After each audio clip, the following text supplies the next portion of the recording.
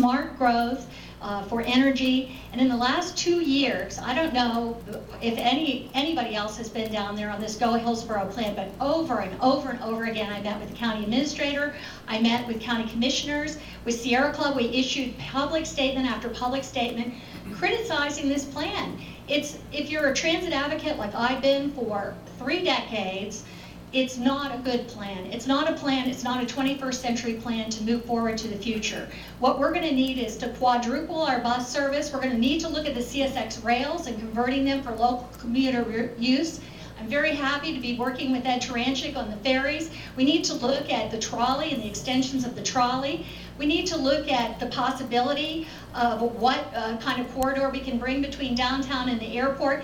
And it's going to be a multifaceted system. We need to do all that. And the county commission, frankly, for the last couple of years has kind of not been, they've been asleep at the wheel a bit on the plan and kind of woke up to the very end and said, this isn't a good plan, and it's really an inadequate plan for moving forward in the future. Thank you, Pat. The difference is leadership. John Maxwell said, he who thinks he's leading and nobody's following, he's only taking a walk. It's about leadership. It's about leadership. It's about being able to convince your colleague what is a good plan, how to move forward. Difference, leadership. Tim Schock brings leadership. 10 years on the Board of County Commission, leadership. 4 years on City Council, leadership. 3 terms as chairman of the Board of County Commission. No other person in this race served on the Board of County Commission. It's leadership. 3 terms as chairman on City Council, leadership. Okay? And so we've been on the forefront fighting for transportation. You're right, the Go Hillsborough plan was not a perfect plan, but at least it was a start to be able to look at, because again, go back to the Committee of 99, Ed Taranchik, go back to 2002, 2003, there are plans already on the shelf that we spent millions of dollars that we could have taken off of the shelf, taken a look at and improved them in order to move forward. And so just doing roads is not enough. You got to have mass transit, you got to have a whole lot of other areas of transit that's available to the community. And so leadership, I would say, is one of the big difference that define my candidacy. Thank you. Thank you, Reverend Scott. Speaking ahead. Okay, I'm going for the tiger. Don said I need to, he told me I needed to tell people who I am. So I was county commissioner from 1990 to 1998. I was not on the committee in 99. They didn't invite me. You have appointed it. No, they didn't. They didn't. You wanted me, but other people didn't. All right, here's the question. I want to know whether you are a tax and spend county commissioner or a spend well and tax in the last resort county commissioner. Last July, Sierra Club and Tea Party leaders got before the county commission and said, budget first, raise gas taxes next, sales tax last. Professor Paulzine and I just did a financial model that said in the next 10 years, the county revenue countywide will be $1.86 billion of new money. In the MSTU budget, $1 billion of new money. Why shouldn't the first step be using the new growth to pay for a transportation system? And why did 2 of you get up and support a sales tax increase when we're facing looking like $3 billion of new revenue in 10 years? Thank you. Very good question. Reverend Scott, you start. Well, let me ask you a question, Ed. Let me turn it back to you. Do you think $1 billion is going to solve our transportation problem? Question 3. Well, I'm just going around. My point is $1 billion is not enough money. Everywhere I've gone and looked at the issue of transportation, you know what they're telling you? You need 1 cent in perpetuity ongoing in order to address mass transit. That's light rail, bus, rapid transit, all of that. So even a new $1 billion is not going to be enough. I think they're going back now to talk about the 15-year, but it's still not going to be enough revenue if you are going to address your mass transit. Okay, so let's be clear about that. $600 million won't do it, $1 billion won't do it. We're talking about billions of dollars in the life of the mass transit. Pat, thank you. Well, the sales tax for the first 10 years is $1.2 billion. That's what it is. And thank you, Commissioner Taranchik, for your work in showing how we can do that with new budget. We do not have to cut what we have, which is, I think, very disingenuous about the conversation that went on last week at the County Commission, how we have to cut. No, we have new revenue, huge amounts of new revenue coming in, as Mr. Taranchik pointed out, $1.2 billion over the next 10 years. We have a gas tax that we're not touching, that we $3 billion in the next 10 years. I'm sorry. Okay. Well, and the tax that we were proposing here, the half cent, is $1.2 billion. We have the gas tax that we haven't tried. 29 counties in Florida have it. All Republican counties. A 5-cent gas tax can generate $28 million a year. We need to do all of that and more. I'm not saying that we don't need a sales tax in the future, but what we need is not a plan for a tax, but a plan. And we have not got the plan. The plan was not done. And we need a plan to move forward in the future and do what's right and really move us into a 21st century transportation system with everything I said before, and protected bike lanes and pedestrian and the buses, ferries, the rail, all of it. Thank you, Pat. John Diggs? I don't know of anybody that thought that the Go Hillsborough plan was perfect, but my goodness, they spent 3 years, millions of dollars. They came up with something. I mean, we have to do something. Lord, Ed, it's going to be even further along before you have your ferry. I mean, we can't continue to put things aside. So yes, I did go and I did speak and I did say, hey, look, this is a start, because I knew what it would do. I knew, for example, that my folks out in Plant City, they are not going to vote for transit. We all know that. But you know what? When I can sit down with them and explain to them that $2 million a year was going to come in and fix roads and take care of some deferred maintenance, and so that people don't have to go and have their cars front in the line because they hit a pothole, all of a sudden they begin to change their mind. There's things we have to do to be able to reach out, and again, that's what I'm talking about, coalescing and working together as a team, which the County Commission has not done. And like my good friend Tim Schock was talking about with leadership, that's what I've been so effective in doing, and know them well enough that can pull them together and help that leadership come about to make us successful. Thank you, John. Tim? Thank you. Great question, Ed. My career is in transportation, and this is going to be differentiator number 2. I'm not tax and spend. I'm going to look at the budget first. From a budget perspective, that's where we need to start, and that's not something that's happened. That wasn't part of Go Hillsborough. I've spent my career developing transportation systems that work, and frankly, I'm not opposed to any individual mode of transportation, but I want a mode of transportation that works here in Hillsborough County. And what's being advocated up here includes a big chunk of rail. A rail, frankly, that will move from West Shore to downtown and won't help those that need mass transit most. That's the first issue. The second is that on the budget for Go Hillsborough, they assumed $117 million a year, year over year, forever, for the duration of the 30 years. We paid $1.3 million in consulting fees to figure that out. No, it's wrong anyway. So as Ed said, we're going to have growth, and that's the first thing we need to do, is apply a portion of that future growth specifically for transportation. Because the 21st century transportation is not going to be light rail. That's a 19th century solution for a 21st century problem. It's going to be new technologies, and we have an opportunity to put Tampa and Hillsborough County on the forefront and leapfrog other communities around the country. If we try to play catch up, we will be playing catch up forever. Thank you, Tim. Thank you. Mr. Willis? Well, Tim, Ed, you guys can't have it both ways.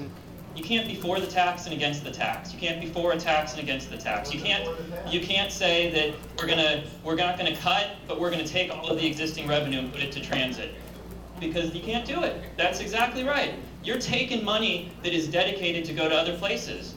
That growth, there's a little thing called inflation, Ed. There's a little thing called, we don't just grow at 5% linearly for the rest of time. The economy goes like this, and we have to be prepared for all those circumstances. The fact is that we've looked at it, and the sales tax is the one way that the legislator gives us to pay for this. We're living in the world that's created by Tallahassee.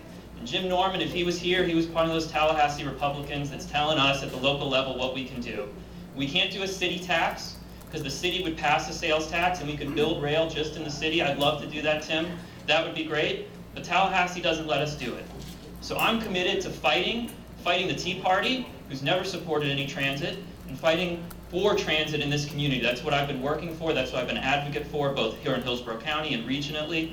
And the only way we're going to do that is by getting real funding, dedicated funding sources, so we can spend it locally, so we can finally get some of those dollars that we're sending to Washington, D.C. and bringing them back. And I'm going to work to do it. I'm going to work with everybody, Ed. I'll even work with you when I'm on the commission. All right, let me dig into the crowd here. I've got a... Not the Tea Party evidently. But you'll work with everyone but not. Okay, guys. Ed, I'll work with everybody. everybody. Everybody's going to have an open door, but the facts are the facts, Ed. Good afternoon, everyone. My name is Layla Abdelaziz.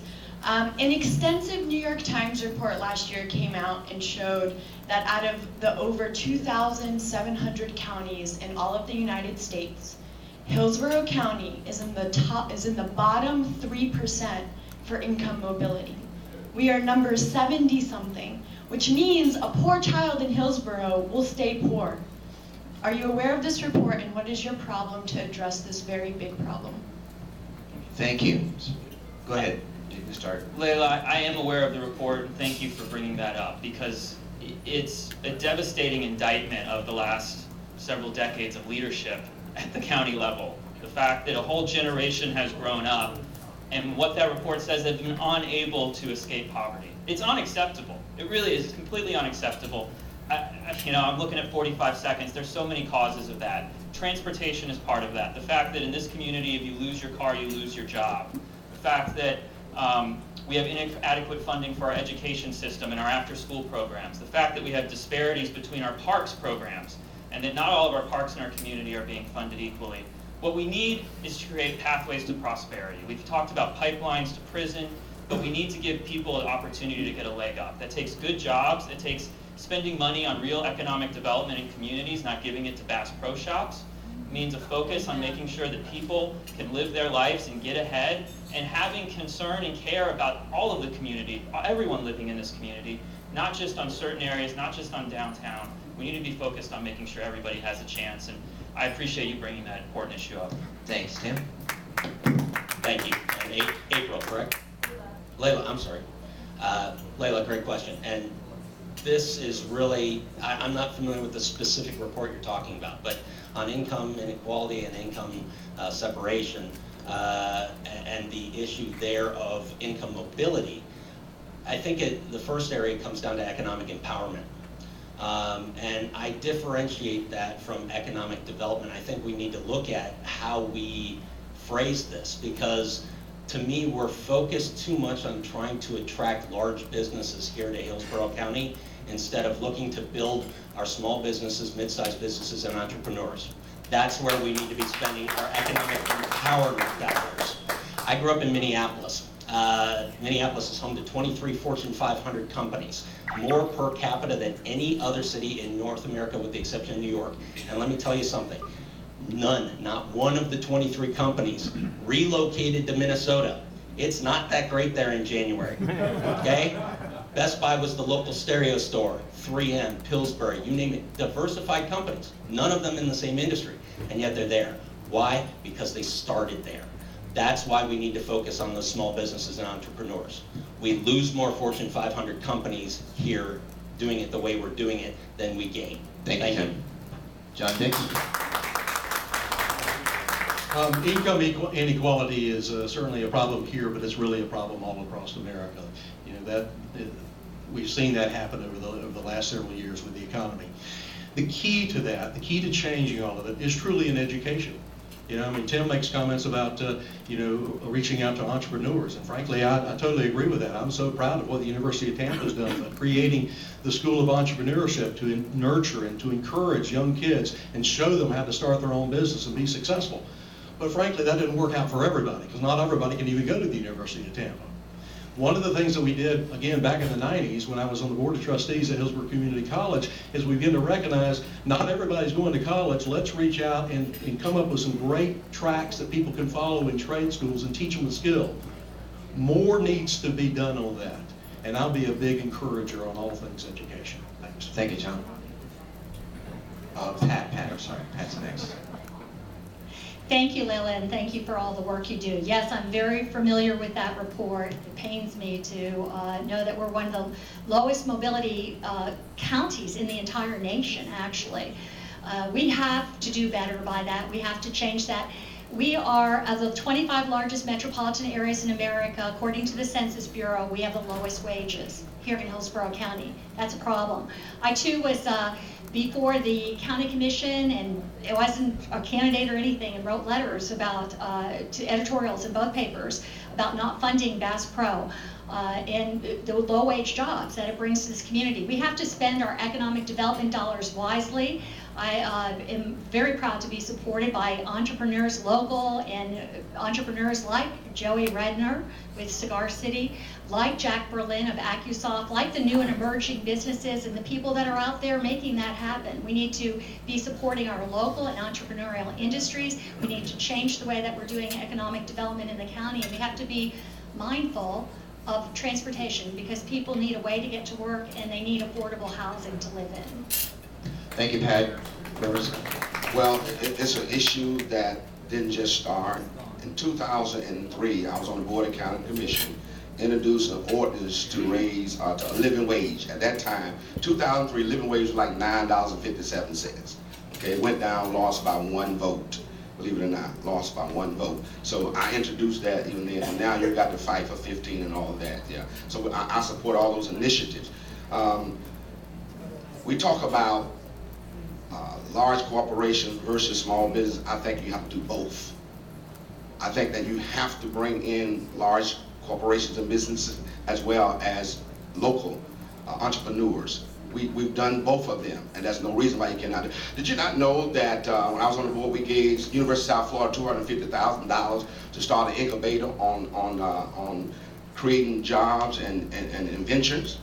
So that's an opportunity. Okay, so that's what I'm saying.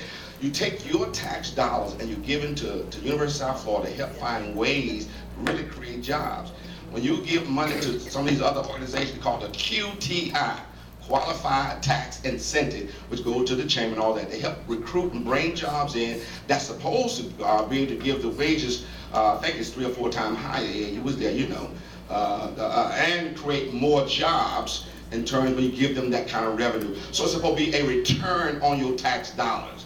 Also, locally, we give money. Is that thing? Thank you, Reverend. Yes, sir. You're way over. Okay, all right, thank you. Okay, next to the last. This is the next to the last question. It's already 1:15, so I'm going to stay here for an hour, but it's hot and we got to wrap it up with so many. So please go ahead. Identify. Joe Dascola, and Victor put a lot of stress on me, said this better be a good question, so I hope it is. I have to give credit to my guest here because it's sort of a joint contribution. And the question is about transportation. And I want to ask you a couple questions, and I want to know if you're for it, and if you're against it, why. And because I've lived in Minneapolis, I've lived in London, and he's lived in Moscow, and I've lived in Philadelphia. Okay, the question is, the real question is, are you in favor of this or not? And if you're not, TBX, I'm sorry. Nobody can read your TBX, I'm sorry. And the second question is, why don't